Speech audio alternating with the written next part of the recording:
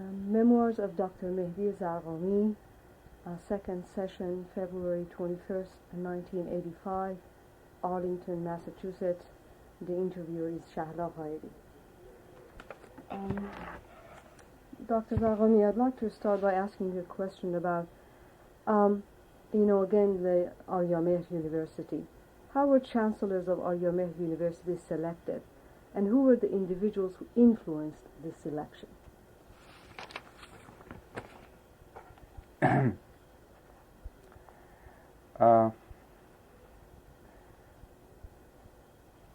I think that Aryamehr University, now what I have to conjecture. It's not factual. I don't know really how they were selected. But I have some clues. It appears that somehow Shah decided in 1965 to form a technical university that would really be able to generate the necessary manpower in form of engineers and scientists needed for his industrialization program. I think that was the time that the steel mill in Esfahan was being planned or in construction stages at some point.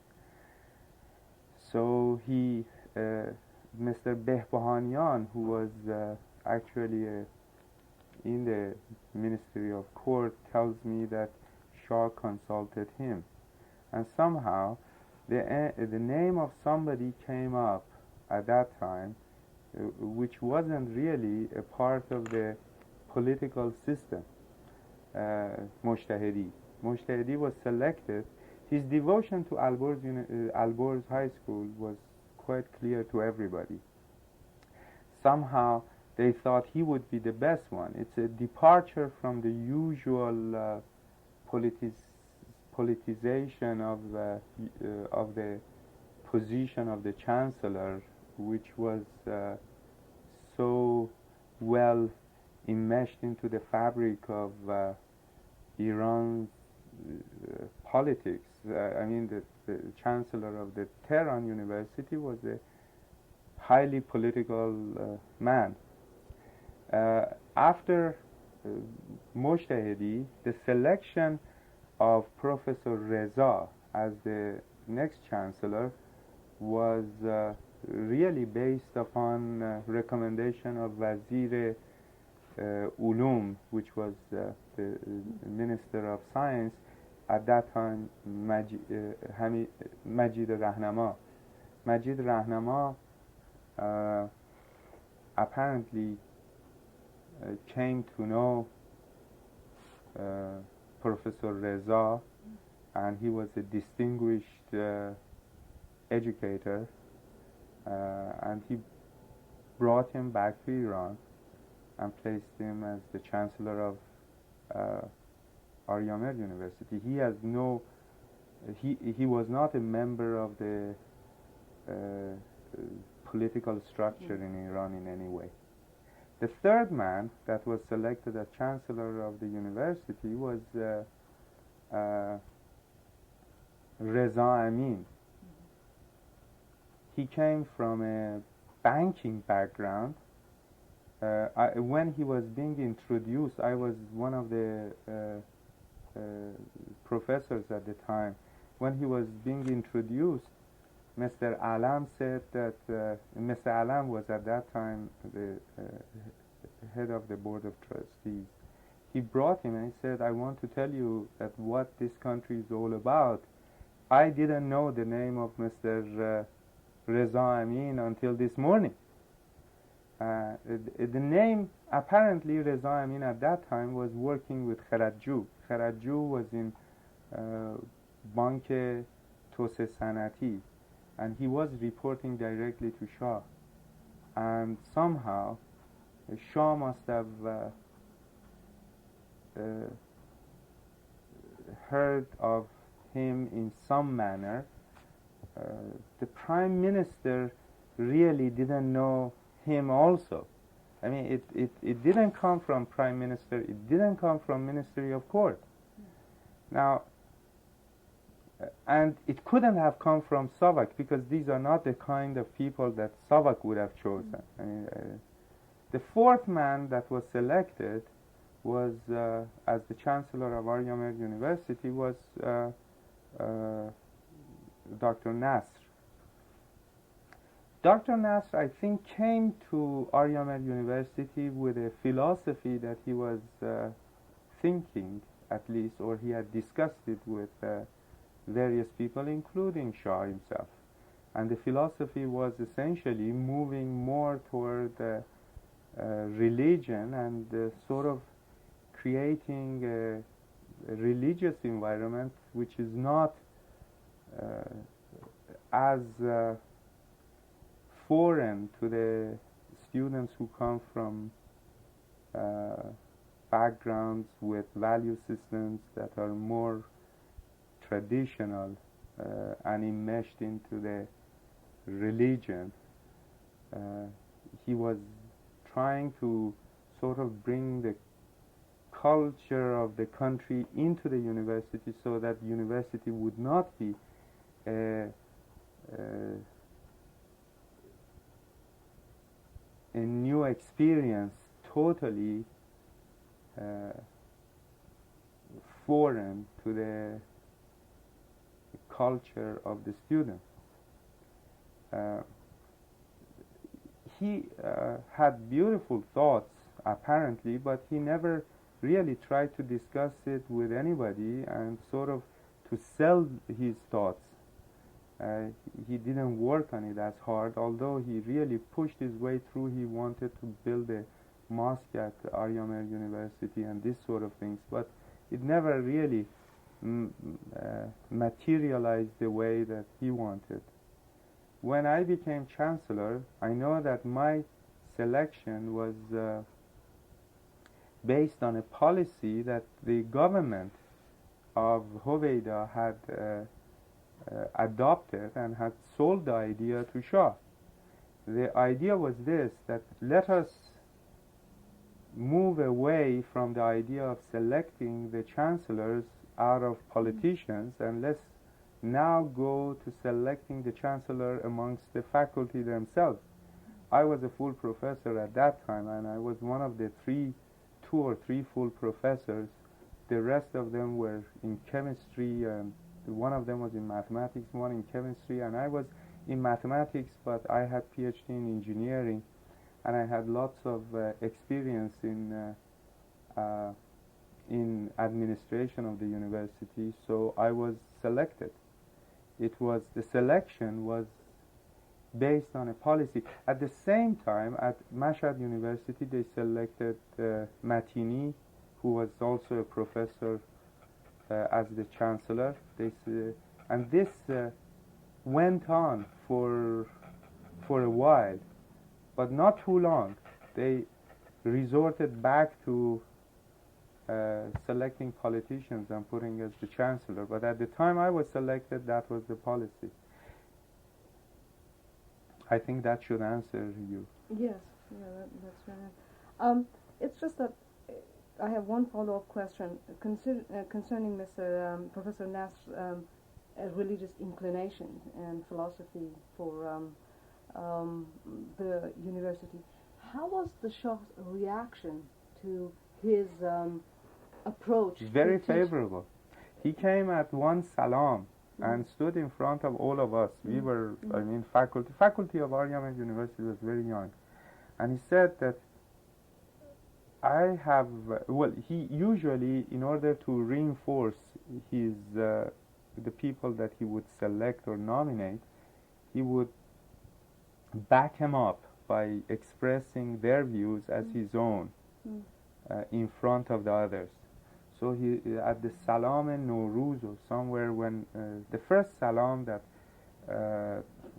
Nasr was nominated, he stood there and he sort of lectured to the faculty of Aryamer University, saying that really it's time now that the culture of the country and religion of the country to be brought into the university and an environment be created which is not so antagonistic.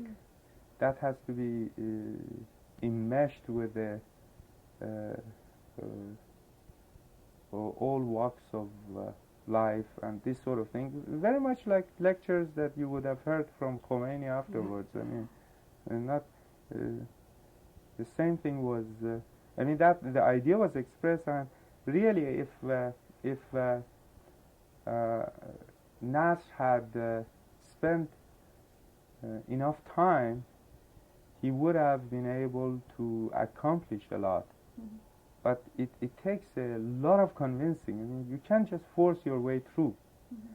And of course, Nasr, at the time Nasr was chancellor, he was confronted with a lot of student unrest and activities. It's just that given the Shah's commitment to Persian history, I wondered how it... Well, he had, somebody had sold him the idea. The idea was this, that a large number, or a large percentage of these students come from small villages where you can't find even an achar français or screwdriver or something like that. And the word achar français I said because this was the word that was used by Prime Minister at the time. And this guy then comes to a university and he suddenly gets exposed to the highest level of engineering and scientific ideas. He's removed from his culture and from his environment, and he's brought to Tehran. In Tehran, he's really thrown in the middle of a monstrous city with movies that showed primarily from the breast down, and he looked at boys and girls, Tehrani boys and girls, who could go out on dates even. And he had to accept the environment, and he couldn't cope with that. The environment was totally foreign to him. Even sometimes he would feel ashamed of going and praying because that wasn't something that was being done. Somehow there had to be an extension of his environment into the university. The thought was beautiful, actually, but nobody attempted to sell it. It was really, with hindsight, I realized what Nasr had told Shah. I mean, when I put the entire picture together, he tried to accomplish that by making a mosque or this sort of thing, but really this was much deeper thought, and it should have really integrated the entire faculty through lots of discussions and this sort of thing. I could have seen also that if he had exposed the faculty to the ideas very plainly and clearly, he would have received a lot of opposition from groups that were, well, had Marxist way of thinking. And that's maybe why he really, the thought was there, Shah's backing was there, but it was never implemented. Okay. How would the incumbent chancellor learn of his removal? Oh.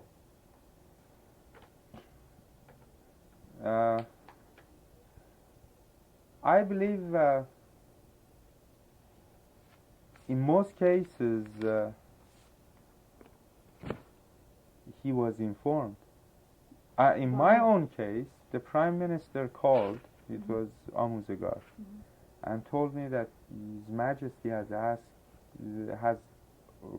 commanded that we should offer you the highest position, etc., etc. Some of these sort of words, and the new chancellor will be introduced tomorrow or today or something like that. But usually you knew. I mean, more or less you knew that.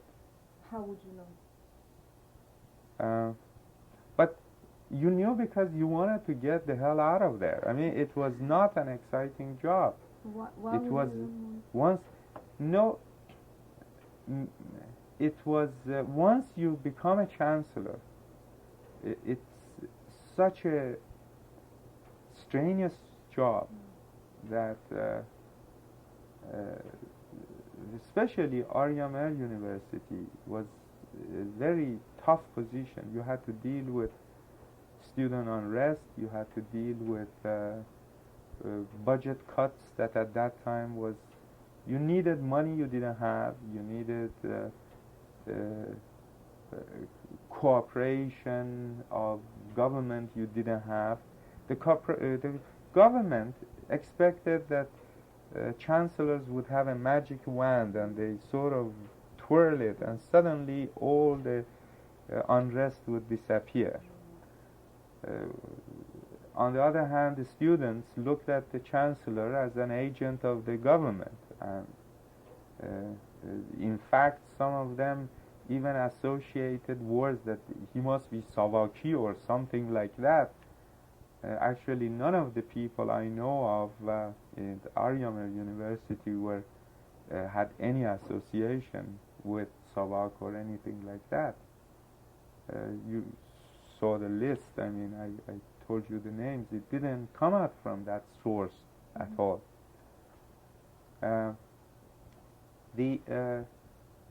It was you had to deal with very tough problems that you were not equipped by your training to deal with them. Nobody gets an education in America and learns about how to deal with riots in a suppressive government regime and students who really don't know what the hell they are saying. I mean, it's not a it's a comedy of mistakes and blunders and this sort of thing. The student who is shouting and screaming, when you really sit down and talk to him, it wasn't political. He even hadn't matured to have political opposition at the time. The government really didn't have any avenues open at the time for some sort of a if a problem existed through those avenues it would be resolved. I said that the problem of formation of union by faculty.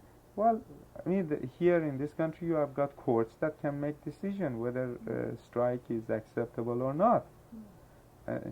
Many of these avenues or the bureaucracy had not really perfected, and in a society that the students were naive, young, unexposed to ideas, and the government really had problems. They wanted to achieve a lot in a short time, construction and this and that, and number of students and quality of, and then you wanted by your own commitment to establish high standard of education, and they were very a number of very complex issues in front of the chancellor without that much in his hand.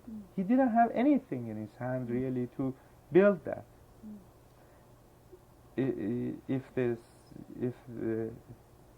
But I suppose that must be a characteristic of a developing country. It's really exposure to and infiltration and finally takeover of another culture and value system on the prevalent value system. It's not an easy, this transformation is not easy, and it creates lots of strain. And the guy who was being pulled from all direction was the chancellor. So the removal of chancellors, pretty much like their selection, was either mentioned by a person or just desired by the Shah. Is that it? Oh, usually either the condition deteriorated in a sense that there was it would have been clear to anybody that change would be coming about soon, or otherwise he would be told. But it was really a pleasure to learn about that. Okay. During your 2-year term as Chancellor of Al-Yamer University, how many times did you have an audience with the Shah? I would say, by audience, I am talking about audience in which I had an opportunity to talk to him Yes. for a length of time other than just 1 or 2 sentences. I would say 4 or 5 times. Could you describe some of these audiences? All of these audiences was upon my own request, and I was told that whenever a guy has, every few months, the Chancellor of Al-Yamer University should have an audience, and this was told to me by the previous chancellors. My first audience, I delayed my first audience until 4 months or something after I was in office.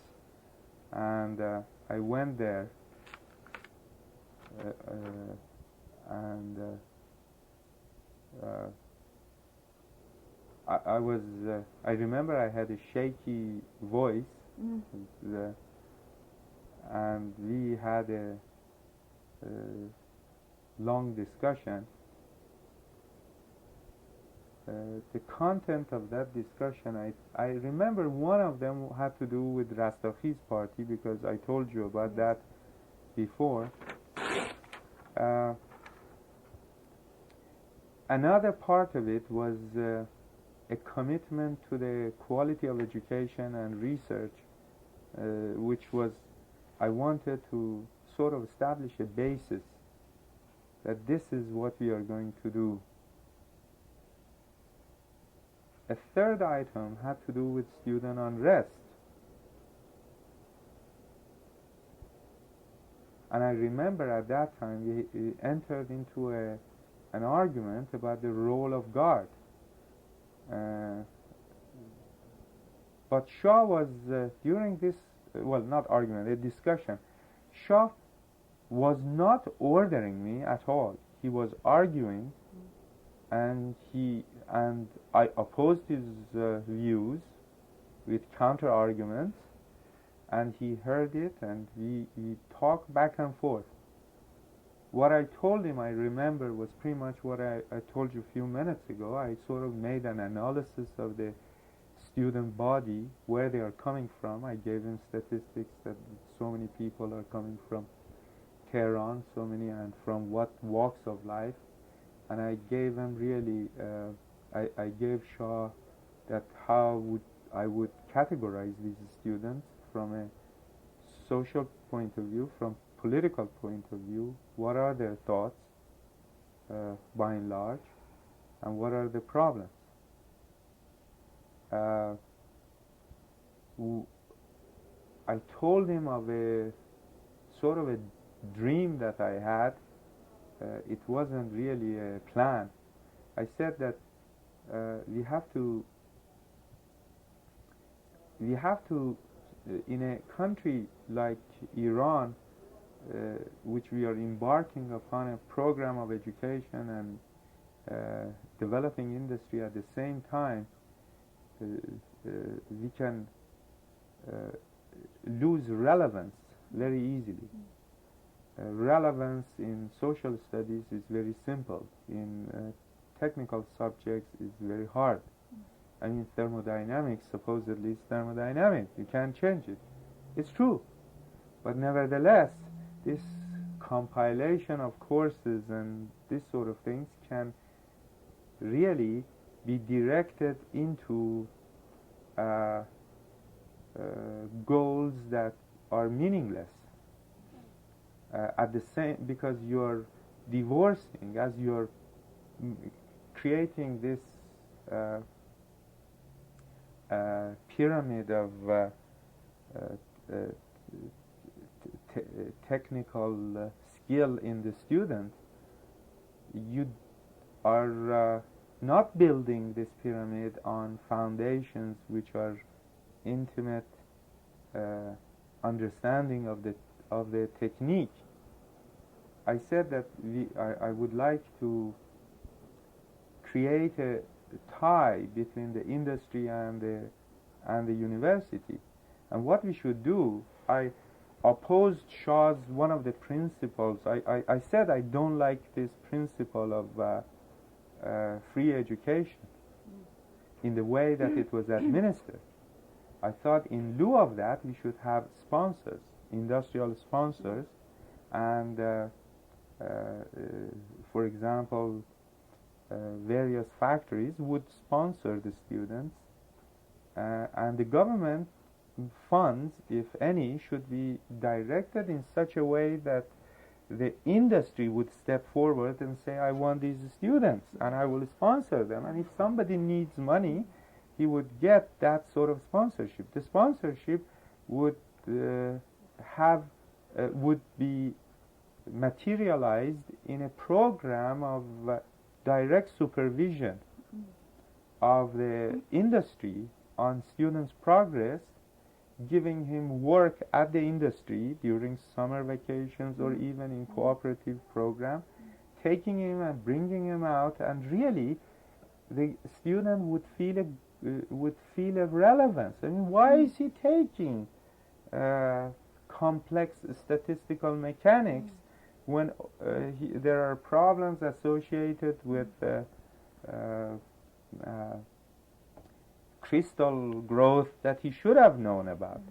Well, this would have brought industry. And Shah said, that is what I meant when I said free education. Write a letter to me and explain that. So I wrote, when I got out, I wrote a letter and I explained that this is my view, and he sent that with a comment to the Prime Minister that this is what I meant, that آموزش رایگان at university level should be, take this idea and see what you can do with it in form of more applicable, because what I expressed was primarily in science and technology. That went, the response that came out was incomprehensible. I don't know, it probably went from Prime Minister to سازمان برنامه, went to all the way down to some level, and they wrote back a letter saying that of course it was a very bureaucratic answer, and Shah apparently, when he read the response, he had all forgotten about what was the, I mean, Shah had a very hard time to associate a response with the principal ideas, because he was getting exposed to so many different things. So anyway, that was sort of died. We started that program with 2-3 industries, including petrochemical industry, ماشینسازی تبریز. I'm sorry, sort of at Aryama University, in which we were sending, it was a cooperative type of program. We actually gave students credit for work that they would do in a group, in an industry, under the supervision of a professor. We would send a professor with 20-30 students into an industry and let them work there.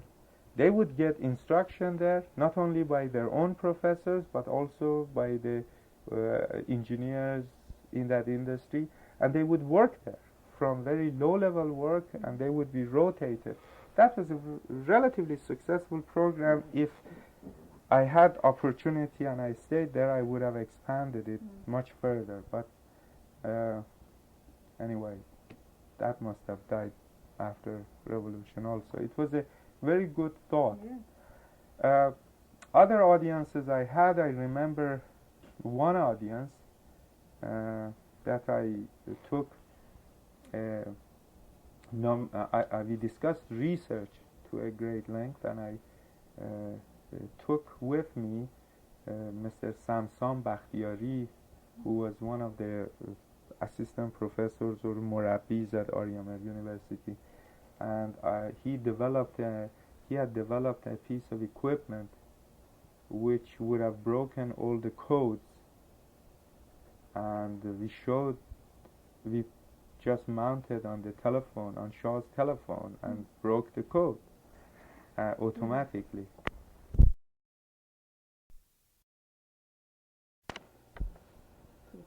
He later asked the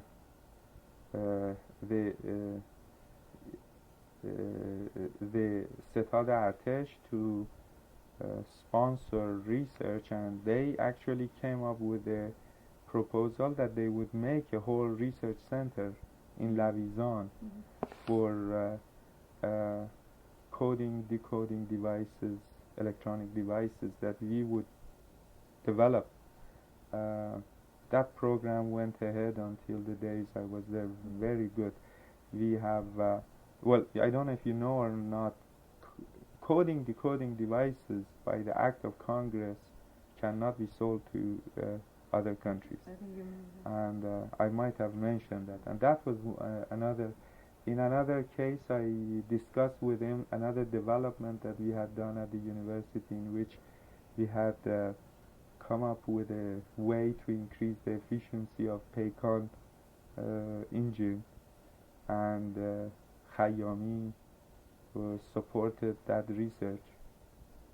There were lots of research. I tried to always, in my audiences, give Shah a flavor of what is really research going to do and how should it be directed, because Shah was in 1968. There was a Ramsar conference, and Shah was against totally against research. In 1969, he had accepted that there would be research.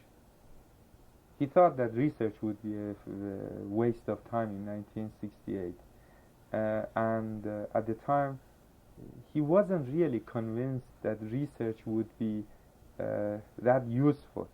I mean, research in technology and sciences. But once I had an audience, I talked to him at length about development of a research center, international research center for physics and mathematics, in which we would bring Professor Abdus Salam, who is a Nobel Prize. He got his Nobel Prize, I think, in 1980 or something like that. We would bring in Professor Abdus Salam is from Pakistan, and make an international center for research in physics and mathematics. This would be a theoretical center primarily. Later on, may develop into a non-research, non-theoretical, experimental. But primarily, it was a theoretical. The purpose of it was what I consider maintenance of physicists. I said the community of physicists and mathematicians was growing, and you need a purpose and you need maintenance. These people die out, their capability fade very fast, and you need a center for maintaining their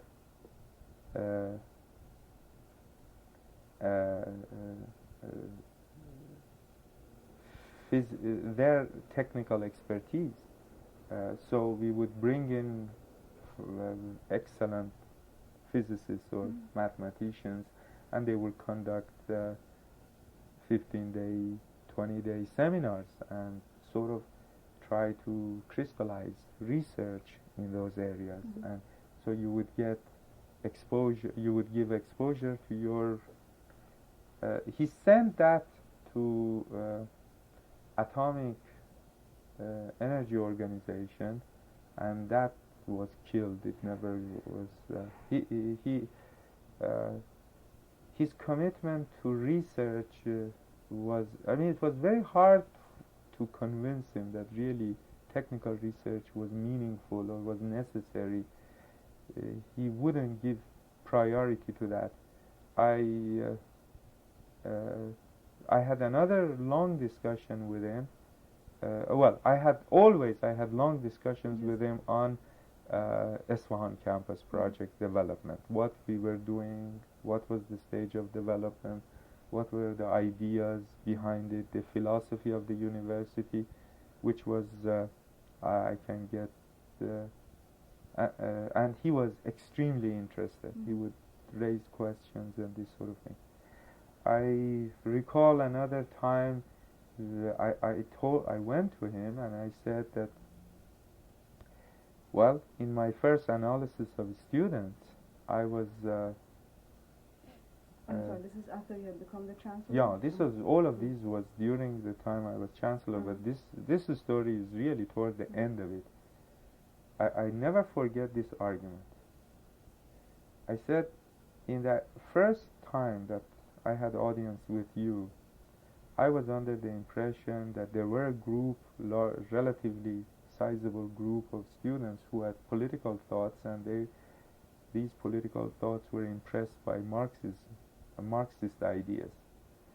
Since then, I've had a lot more exposure and information, and I would like to tell you that the Marxist aspect is just infiltration of 2-3 people, and the main problem is religion, and that is really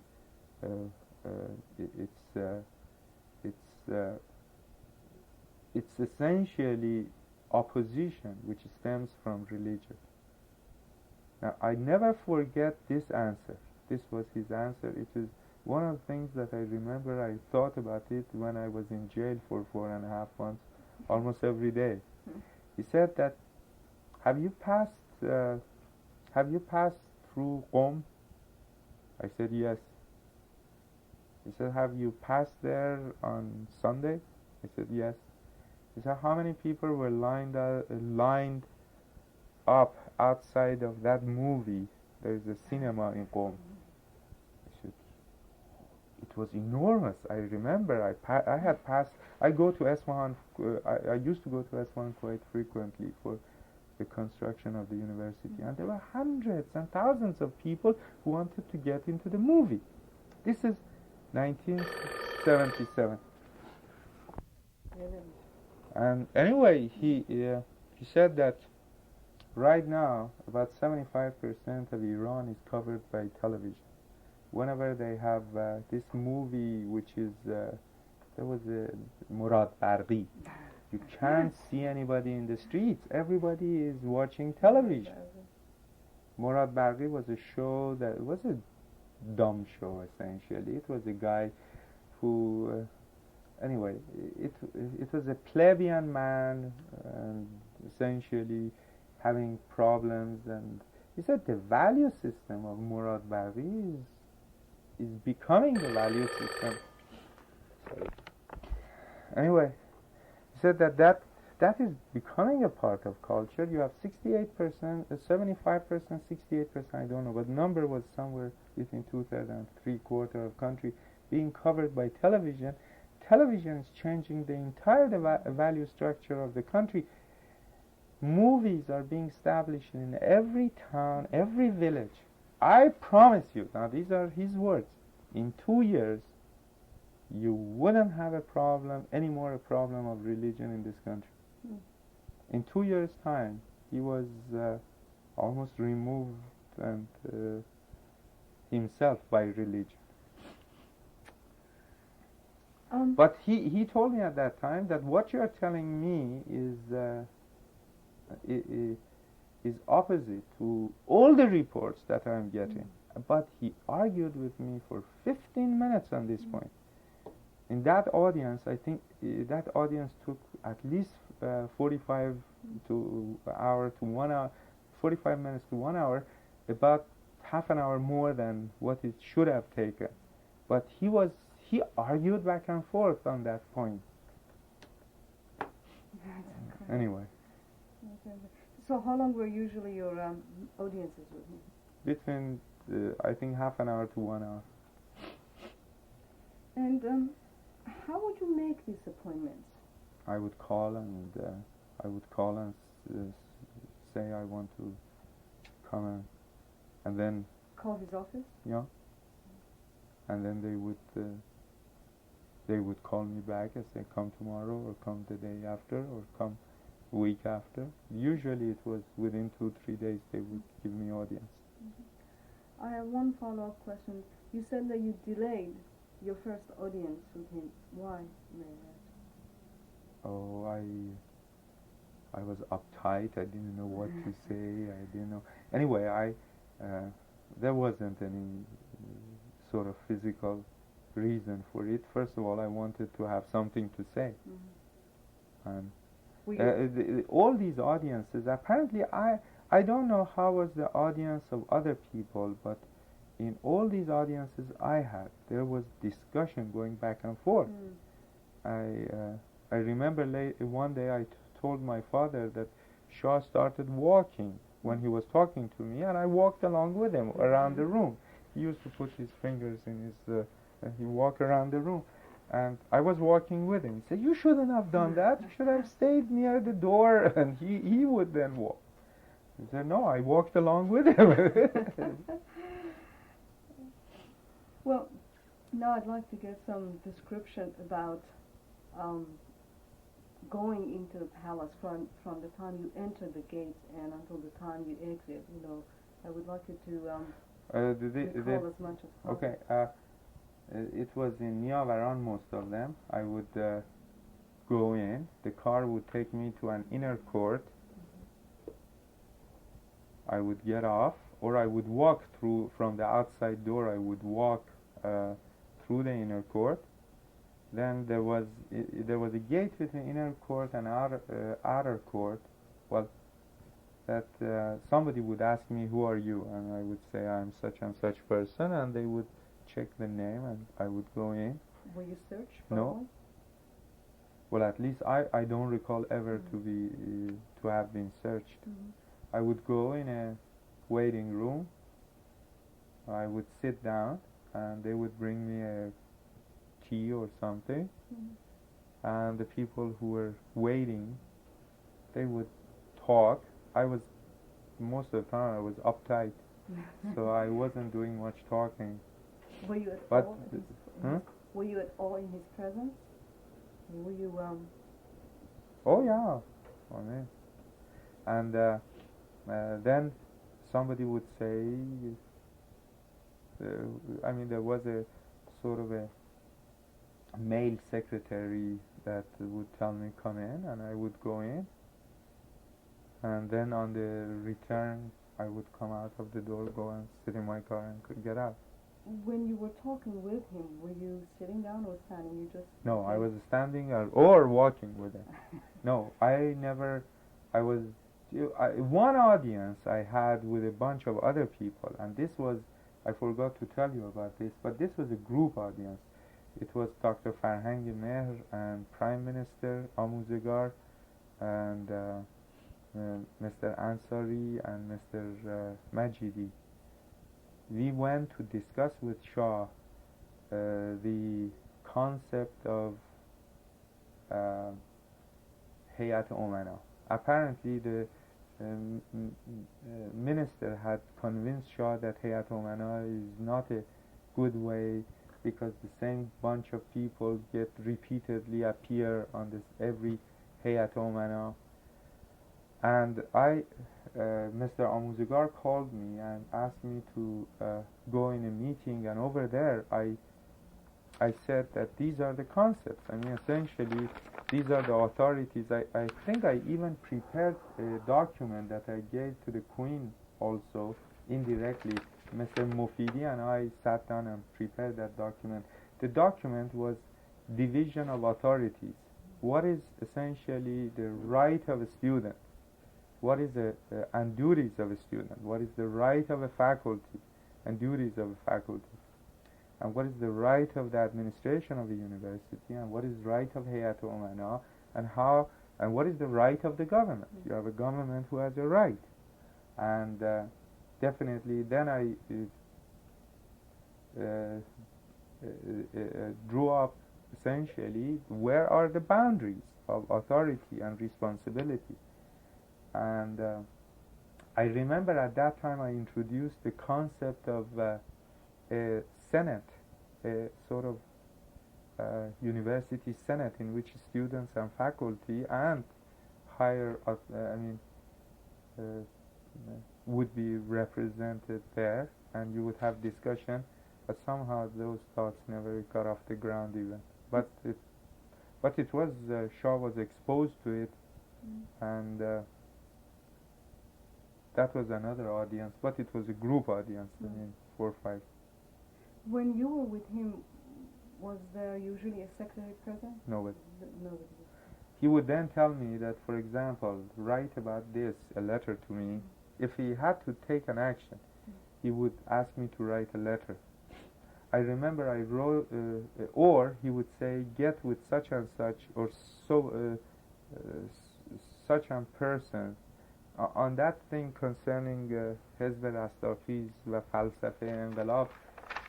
I remember that immediately Rais Daftar Makhsus called me and said that, what did you discuss with His Majesty? Because His Majesty asked me to prepare a farman for the government.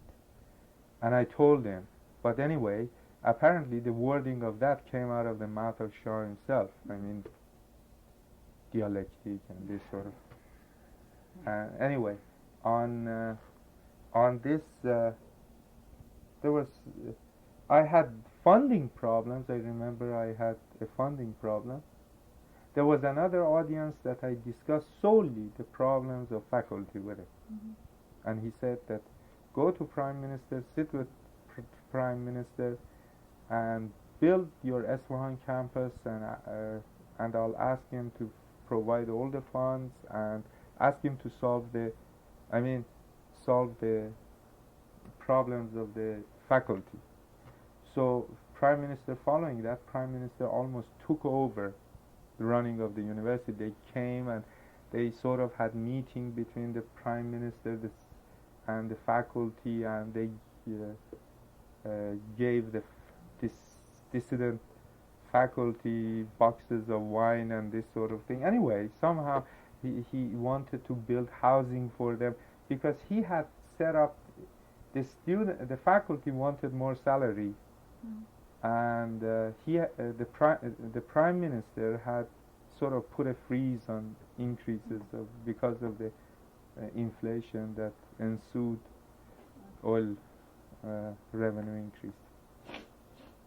Aside from questions dealing with the Esfahan project you described in phase 1 of interview, what were the other subjects you brought to the Shah's attention? I gave you all. Right. Some of these questions may be repeated, so if... I gave you an account of all of that I recall. Right, okay. Now, were decisions made in your presence by the Shah? Now, this is what I was going to ask you. You said later on some of the ideas you had were never got, he would say, all right, I'll... No decision was made. What I saw was a very democratic Shah. He never made a decision for government. He always said that I will recommend, من توصیه میکنم, I'll recommend to government to provide the necessary funds, or go and talk to Prime Minister.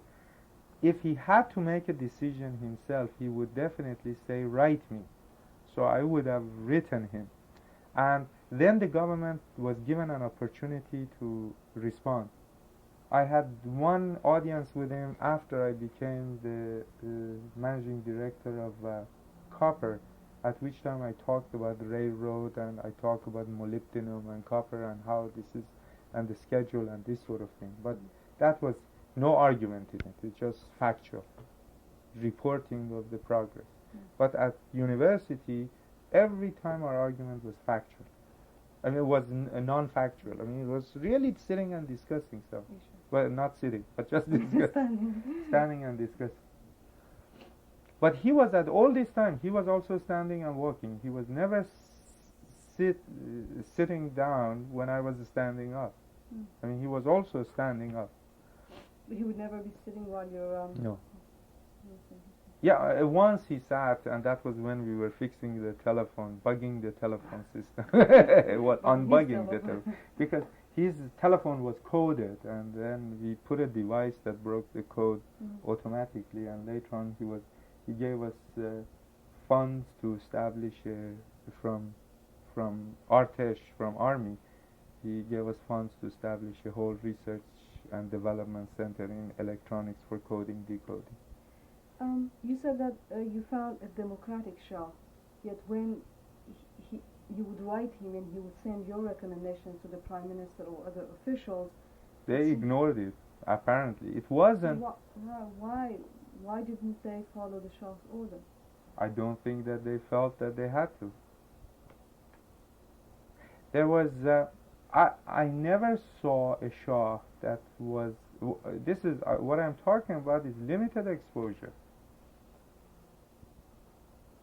A Shah that was portrayed, especially after revolution, or even in the media before revolution.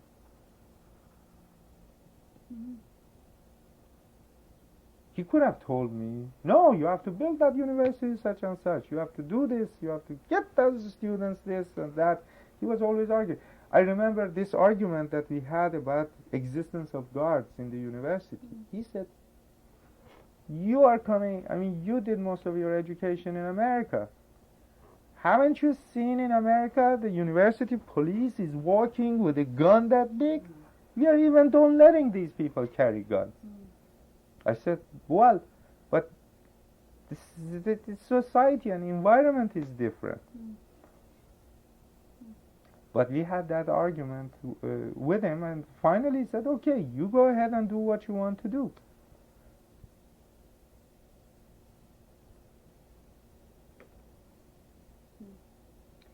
It's just that it's you know, it's baffling for me to see that the Shah would give specific orders, and he would even discuss them with you, yet they were not carried out. Oh, I think that if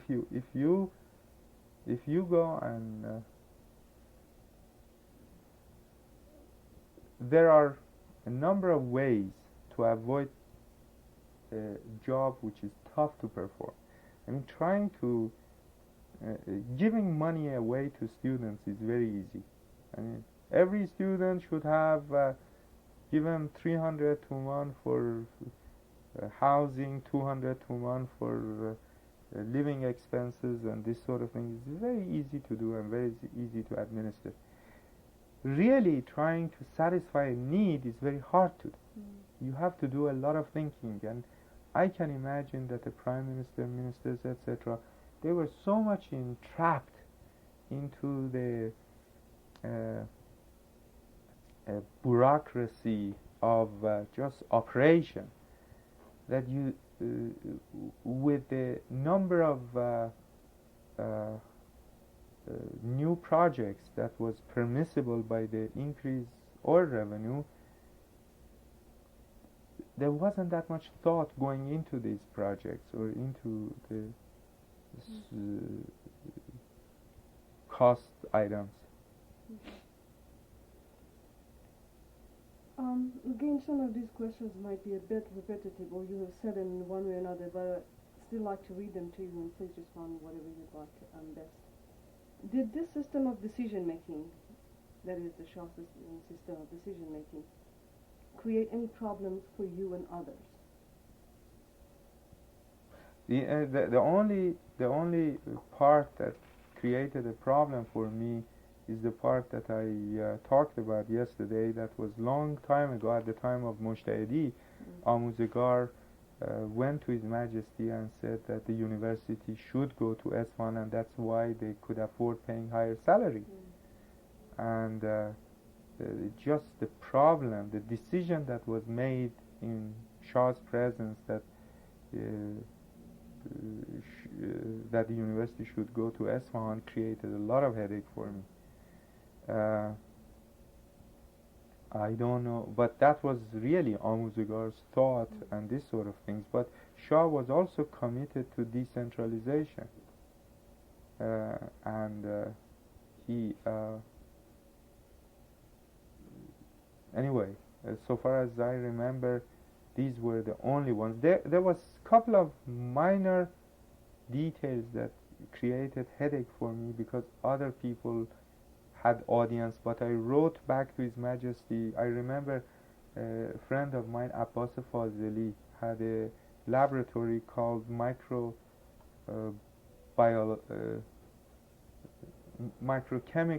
and Biochemical Research Center of Aryamir University. He was working primarily on the fermentation as a process for making protein. And somehow somebody went to His Majesty and said that this center should become independent. And Shah sent their letter with a recommendation that see what you have to do. And I wrote back and I gave explanation that this is not wise. I said in a university that if research is cut away from teaching, it loses in a developing country. It loses its meaning for existence. I mean, we have limited number of people, and we have to use that. We have to expose the students. It's not the research of Fazeli which is of importance to us. It is what it's going to do on the youngsters who are really working even around the research lab. They get interested and they go into these areas, and it's the future implication of them. And Shah immediately bought it, sent a letter to minister. He said, this is the right way of doing things. The way that you had suggested? Yeah. And was it followed? Yeah. Then the whole idea was dropped. There was another contractor that wrote him that said that I hadn't made a claim for that university hadn't paid him. Not the contractor, engineer who was close to Queen. And Shah sent a letter to سازمان برنامه and me, well, not me, at that time Nasr was chancellor. Why don't you pay people's money? I mean, like this. It was very funny that I didn't know that guy was people. I mean, anyway, I remember that I said I can't do it. I went to, even at the time I was vice chancellor, I had access, I was in charge of the Islam project, and I would report directly to Board of Trustees. I said I won't do it, I can't do it. This guy, it's in my judgment, I have declared my judgment. Anyway, Board of Trustees says that Mr. Majidi, who is Rais Sazman Barname, he should take over and study it. Mr. Majidi took over and studied that. Again, the letter, he wrote letter to Shah that these guys... Anyway, I think somehow Mr. Majidi decided to give him the money. And they paid the money. They ordered me to pay the money. Now, this is beyond... I brought the contractor to my room. Well, not a consulting engineer. I mean, he was architect. I brought him to my room. I said, look, I can give you this money, but I can squeeze this money out of you in the future. Now, I propose that you build for the university an architectural school. And he said that, but I need the money now. I have run over, I'm going to go bankrupt, this, that. I said, well, it's not my fault that you went and bought a whole new building. He said, but if I hadn't gotten a new building, I wouldn't be able to put up all those people that had to develop the plans for the university. Anyway, he wrote a letter. He wrote a letter that I would like to contribute 8 million Tuman to Aryamir University for making an architectural school, or 6 million Tuman.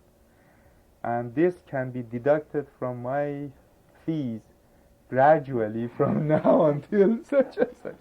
Anyway, we paid the money, but we deducted that money, that money gradually from it. Anyway.